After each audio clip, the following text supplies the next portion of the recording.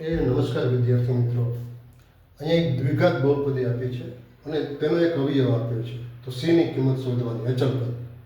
હવે આપણે જો વિડીયો પોઝ કરી તમે ટ્રાય કરો કેલ્ક્યુલેશન કરવા માટે, પછી મારી સાથે સરખાવો. હું અહીંયા તમને ગણતરી કરી આપું, જોઈએ કેવી રીતના ગણીએ. મારે એમ કહેવું છે કે દ્વિઘાત બહુપદીના મહત્તમ અવયવ બે હોય છે, બરાબર. માની લો કે એક અવયવ તો છે x+4 અને બીજો એક અવયવ હશે જે આપણે જાણતા નથી, = 0 લખાય.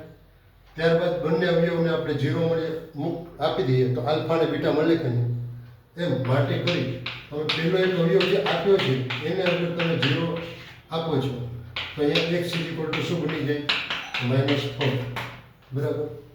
હવે x -4 ને જો આમાં તમે મૂકો દ્વિઘાત સમીકરણ = 0 બનાવીને, તો c ની કિંમત તમને મળી જાય. માટે તમે શું કરી શકો? નાવ આપેલ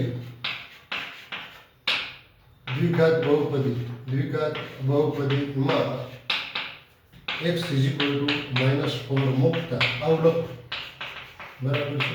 માટે શું કરી શકાય? તો એમ કહે છે કે x² + 9x + c = 0.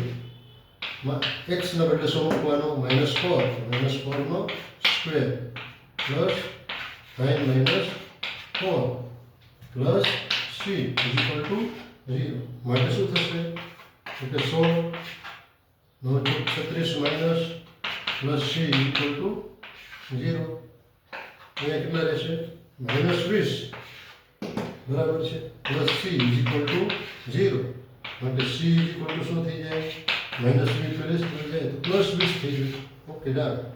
તો 20 જવાબ છે.